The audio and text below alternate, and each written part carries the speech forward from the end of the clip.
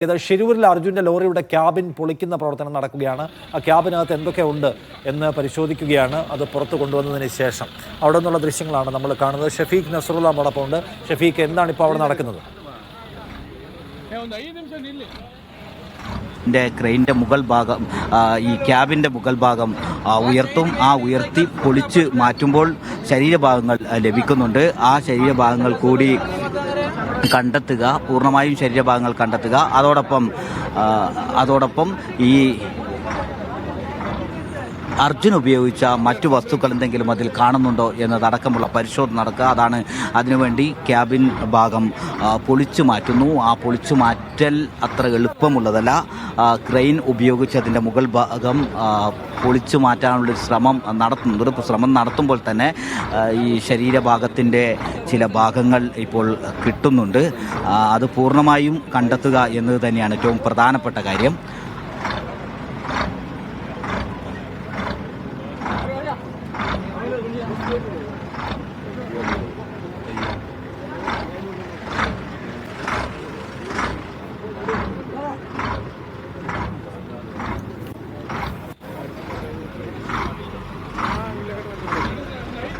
കുറച്ച് ലോലി കിട്ടില്ല.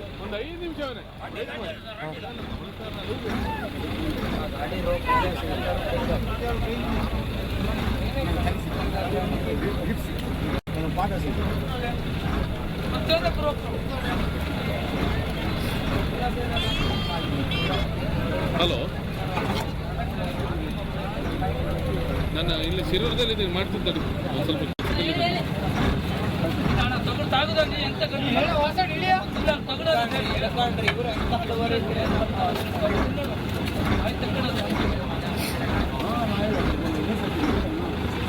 ಇನ್ನೊಂದು ಹಾಕ್ತೀರಾ? ಎರಡು ಹಾಕ್ತೀರಾ?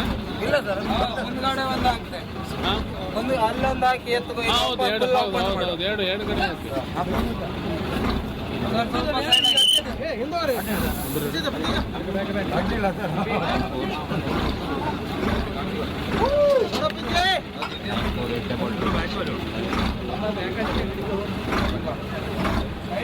ಬಾಯ್ ಬಲ್ಲಿ ಬಲ್ಲಿ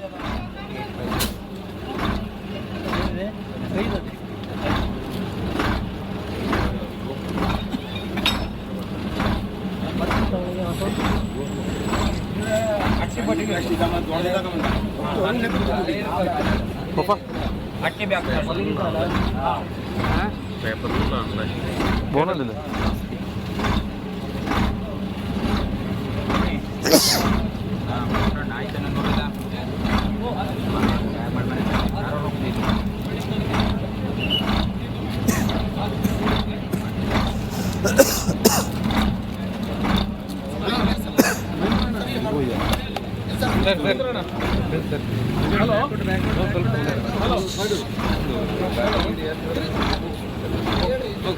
थोड़ा पीछे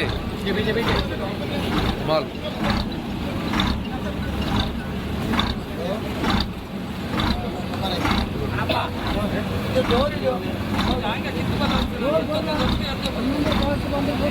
डोर अल्ल सैड एड्स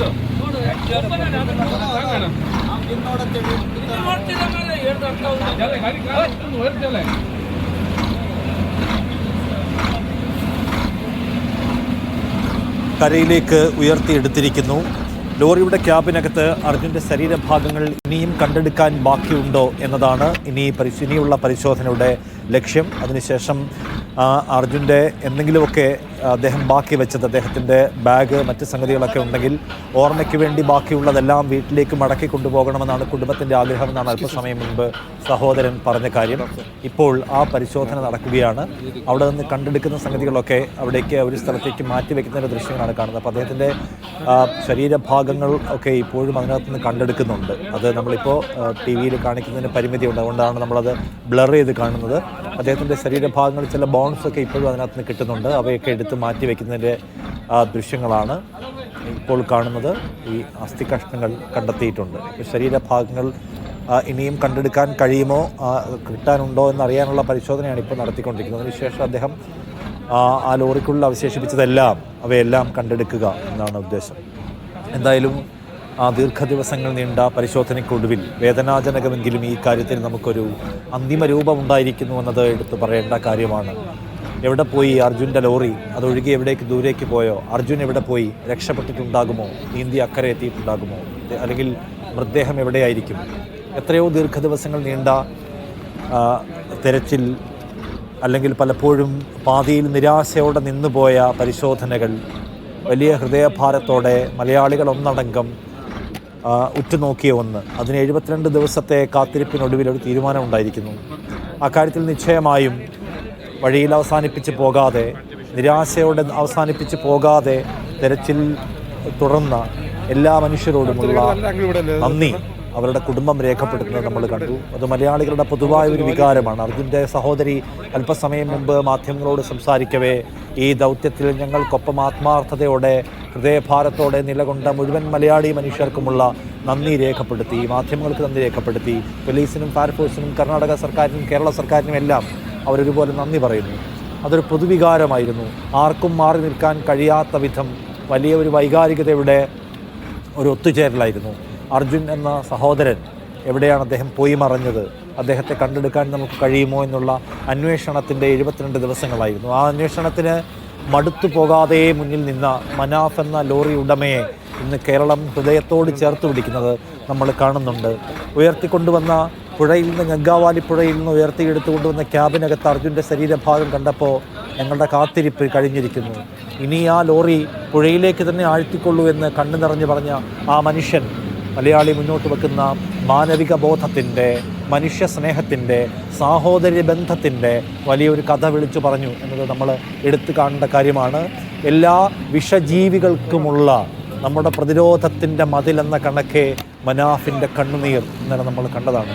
അതിനെ കേരളം ഏറ്റുപിടിക്കുന്നത് നാം കണ്ടതാണ്. നിശ്ചയമായും അത് സ്നേഹഗാഥയുടെ കഥ കൂടിയാണ്. നിശ്ചയമായും നോക്കൂ, ഇത് അർജുനെ നമ്മൾ കാത്തിരുന്നു. അദ്ദേഹത്തെ ജീവനോടെ കണ്ടെടുക്കാൻ കഴിഞ്ഞില്ലെങ്കിലും മലയാളിയുടെ സഹോദര സ്നേഹത്തിൻ്റെ, സാഹോദര്യ ബന്ധത്തിൻ്റെ, ആർക്കും അടർത്തിക്കളയാൻ കഴിയാത്ത ഇഴയടുപ്പത്തിൻ്റെ, സാമൂഹ്യ ബന്ധത്തിൻ്റെ കഥ നിശ്ചയമായും അത് അങ്ങനെ കൂടി അത് ചരിത്രം രേഖപ്പെടുത്തും. ഇത്രയധികം മലയാളികൾ, ഒരു മനുഷ്യൻ മടങ്ങി വരട്ടെ, ഒരു മനുഷ്യൻ എവിടെയാണ് പോയി മറഞ്ഞത്, അയാളെ നമുക്ക് തിരികെ കിട്ടുമോ എന്ന് എല്ലാവരും ഒരുപോലെ കാത്തിരുന്ന ഒരു സംഭവം നമുക്ക് സമീപകാലത്ത് ഓർമ്മയില്ല. പക്ഷേ അത് ഇപ്പോൾ ദൗർഭാഗ്യകരമായൊരു അന്ത്യത്തിലേക്കാണത് വന്നെടുത്തതെങ്കിലും അവസാനമായി അർജുൻ അവശേഷിപ്പിച്ചു പോയത് എന്തൊക്കെയാണ് എന്നറിയാൻ, എന്തൊക്കെയാണ് വീട്ടിലേക്ക് കൊണ്ടുപോകാനുള്ളതെന്നറിയാൻ വേദനയോടെ കാത്തിരിക്കുന്നു അദ്ദേഹത്തിൻ്റെ ബന്ധുക്കൾ, സഹോദരൻ. ഇപ്പോൾ ഷഫീഖ് നസറുള്ള സംഭവ സ്ഥലത്ത് നിന്ന് എന്നോടൊപ്പം വീണ്ടും ചേരുന്നുണ്ട്. ഷഫീഖ്, ഈ ക്യാബിനകത്ത് നടത്തുന്ന തെരച്ചിലിൻ്റെ റിസൾട്ട് എന്താണ്?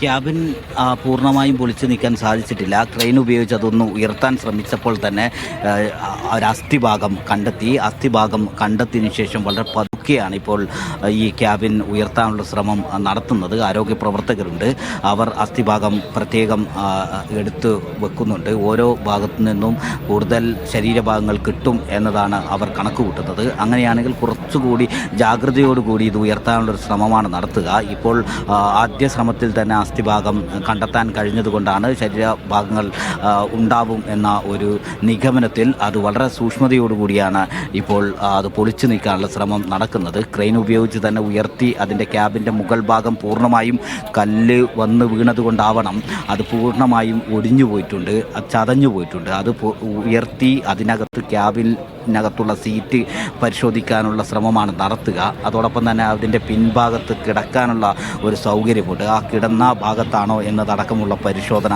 നടത്തണം. അങ്ങനെയാണെങ്കിൽ ഏറ്റവും ജാഗ്രതയോടെ സൂക്ഷ്മതയോടുകൂടിയാണ് ഇത് കൈകാര്യം ചെയ്യേണ്ടത്. അത്തരം സൂക്ഷ്മതയോടുകൂടിയാണ് ഇപ്പോൾ ഇത് ഉയർത്തി അതിൻ്റെ അകഭാഗം മുഴുവനും പരിശോധിക്കാനുള്ള ശ്രമം നടക്കുന്നത്. തുടക്കത്തിൽ തന്നെ ഇത് ഉയർത്തുന്ന സമയത്താണ് നേരത്തെ ഞാൻ സൂചിപ്പിച്ച അസ്ഥിഭാഗം കണ്ടെത്തി. ആദ്യം തന്നെ അസ്ഥിഭാഗം കിട്ടിയപ്പോൾ കൂടുതൽ ഭാഗങ്ങൾ ഉണ്ടാവാനുള്ള ഒരു സാധ്യത കൂടി കണക്കിലെടുത്താണ് ഇപ്പോൾ അതിൻ്റെ സമയമെടുത്ത് സാവകാശം ഇത് ഉയർത്തി ഓരോ ഭാഗവും സൂക്ഷ്മമായി പരിശോധിക്കാനുള്ള ശ്രമം നടക്കുന്നത്. ഇപ്പോൾ ദേശീയപാതയുടെ അരികിലേക്ക് തന്നെ ഈ ലോറി എത്തിച്ചിട്ടുണ്ട്. അവിടെ എത്തിച്ചതിന് ശേഷമാണ് ഇപ്പോൾ ക്യാബിൻ പൊളിക്കാനുള്ള ശ്രമം ആരംഭിച്ചത്. പൊളിക്കാൻ ശ്രമിച്ച ആദ്യ ശ്രമത്തിൽ തന്നെ അസ്ഥിഭാഗം ലഭിച്ചതുകൊണ്ടാണ് ഇപ്പോൾ വളരെ സൂക്ഷ്മതയോടെ ഈ കാര്യം നിർവഹിക്കുന്നത്. ഈ ശരീരഭാഗങ്ങൾ ഇപ്പോൾ കാർവാർ ആശുപത്രിയിലാണ്. അവിടെയുള്ള ശരീരഭാഗങ്ങളുടെ കൂട്ടത്തിലേക്ക് ഇവിടുന്ന് ശേഖരിക്കുന്ന മുഴുവൻ ശരീരഭാഗം എത്തിക്കും. അതിന് പ്രത്യേകം ആംബുലൻസ് സംവിധാനങ്ങളും ഒരുക്കിയിട്ടുണ്ട്. ഇത് പൂർണ്ണമായും പൊളിച്ചു നീക്കി ശരീരഭാഗങ്ങൾ എന്തെല്ലാം ഉണ്ടോ എന്നതടക്കം പരിശോധിച്ച് അത് മുഴുവൻ ശേഖരിച്ചതിന് ശേഷമാവും ഇവിടുന്ന് ആശുപത്രിയിലേക്ക് ശരീരഭാഗങ്ങൾ മാറ്റുക. അതോടൊപ്പം അതിനുശേഷം ആയിരിക്കും വസ്ത്രങ്ങൾ, അവൻ്റെ അർജുൻ ഉപയോഗിച്ച പുതപ്പ്, അതോടൊപ്പം അർജുൻ സഞ്ചരിക്കുമ്പോൾ കൊണ്ടുപോയിരുന്ന ബാഗ് അടക്കമുള്ള കാര്യങ്ങളുണ്ട്. അതും പൂർണ്ണമായും അതിനുശേഷം എടുക്കും. അത് എല്ലാം അർജുൻ അവസാനം അവശേഷിപ്പിച്ചത് ഓരോന്നും വീട്ടിലേക്ക് തിരിച്ചു കൊണ്ടുപോകണം എന്നൊരാഗ്രഹമാണ് അർജുൻ്റെ കുടുംബം പങ്കുവച്ചത്. അക്കാര്യം ജില്ലാ ഭരണകൂടത്തോടും സൂചിപ്പിച്ചിരുന്നു. അവർ അതിനുള്ള എല്ലാ സൗകര്യങ്ങളും നൽകും എന്ന് പറഞ്ഞു. ഇത് പൂർണ്ണമായും ദേശീയപാതയുടെ അരികിലേക്ക് മാറ്റി നിർത്തിയ വിവരങ്ങൾ നൽകുന്നത്. ഗംഗാവാലിപ്പുഴയിൽ നിന്ന് പുറത്തെടുത്ത ലോറിയുടെ ക്യാബിനിൽ നിന്ന് എന്തൊക്കെയാണ് ബാക്കി ഇനി കണ്ടെടുക്കാനുള്ളതെന്ന് പരിശോധന നടത്തുകയാണ്. ചില ശരീരഭാഗങ്ങളൊക്കെ അതിനകത്ത് വീണ്ടും കിട്ടിയിട്ടുണ്ട്, ബോൺസൊക്കെ കിട്ടിയിട്ടുണ്ട്.